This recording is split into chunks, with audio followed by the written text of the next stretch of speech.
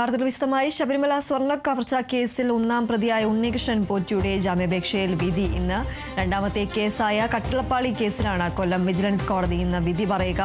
വാദം പൂർത്തിയാക്കിയ കോടതി വിധി പറയാനായി മാറ്റുകയായിരുന്നു. കേസിൽ റിമാൻഡിലായി 90 ദിവസം കഴിഞ്ഞ സാഹചര്യത്തിലാണ് സ്വാഭാവിക ജാമ്യത്തിന് കോടതിയെ സമീപിച്ചത്. ദ്വാരപാലക കേസിൽ നേരത്തെ കോടതി ജാമ്യം നൽകിയിരുന്നു. കേസിൽ ഇതോടെ മുരാരി ബാബു, ശ്രീകുമാർ, സുധീഷ് എന്നിവർക്ക് പിന്നാലെ പോറ്റിയും പുറത്തേക്ക് വരികയാണ്. അതേസമയം കേസിൽ തെളിവുകൾ ശേഖരിക്കുന്നതിലെ കാലതാമസം കാരണം കുറ്റപത്രം വൈകുന്നത് SITയുടെ വീഴ്ചയാണെന്നാണ് പ്രതിപക്ഷത്തിന്റെ വിമർശനം.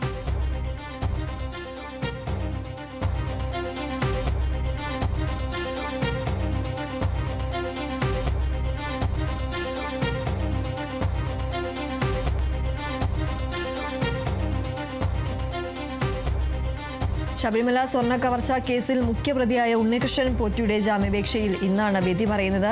കട്ടിളപ്പാളി കേസിൽ 90 ദിവസത്തെ റിമാൻഡ് പിന്നിട്ടതോടെയാണ് കൊല്ലം വിജിലൻസ് കോടതി പോറ്റിക്ക് സ്വാഭാവിക ജാമ്യം കൊല്ലം വിജിലൻസ് കോടതിയിൽ പോറ്റി സ്വാഭാവിക ജാമ്യം നേടിയത്. ജാമ്യ ഹർജിയിൽ ഇന്നലെ വാദം പൂർത്തിയായിരുന്നു. ദ്വാരപാലക കേസിൽ നേരത്തെ തന്നെ സ്വാഭാവിക ജാമ്യം ലഭിച്ചിരുന്നു. ഇതിന് പിന്നാലെയാണ് ഇപ്പോൾ കട്ടിളപ്പാളി കേസിലും ഉണ്ണികൃഷ്ണൻ പോറ്റി സ്വാഭാവിക ജാമ്യത്തിനായി അപേക്ഷിച്ചിരിക്കുന്നത്.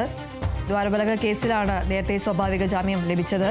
SIT കുറ്റപത്രം സമർപ്പിക്കാത്തതിനാൽ കട്ടിളപ്പാളി കേസിലും പോറ്റിക്ക് ജാമ്യം ലഭിക്കും. സ്വർണ്ണ കവർച്ചയിൽ 3 പ്രതികൾ ഇതിനോടകം തന്നെ ജാമ്യം നേടി പുറത്തിറങ്ങിയിട്ടുണ്ട്. മുൻ അഡ്മിനിസ്ട്രേറ്റീവ് ഓഫീസറായ മുരാരി ബാബുവിനും മുൻ എക്സിക്യൂട്ടീവ് ഓഫീസറായ സുധീഷ് കുമാറിനും സ്വാഭാവിക ജാമ്യമാണ് ലഭിച്ചത്. എന്നാൽ റിമാൻഡിലായി 43-ാം ദിവസം മുൻ അഡ്മിനിസ്ട്രേറ്റീവ് ഓഫീസർ ശ്രീകുമാറിന് തെളിവുകളുടെ അഭാവം ചൂണ്ടിക്കാട്ടി കോടതി ജാമ്യം നൽകുകയായിരുന്നു. ശബരിമല സ്വർണ്ണ കവർച്ച കേസിലാണ് ഇപ്പോൾ ഒന്നാം പ്രതിയായ ഉണ്ണികൃഷ്ണൻ പോറ്റിയുടെ ജാമ്യാപേക്ഷയിൽ ഇന്ന് കൊല്ലം വിജിലൻസ് കോടതി വിധി പറയുന്നത്.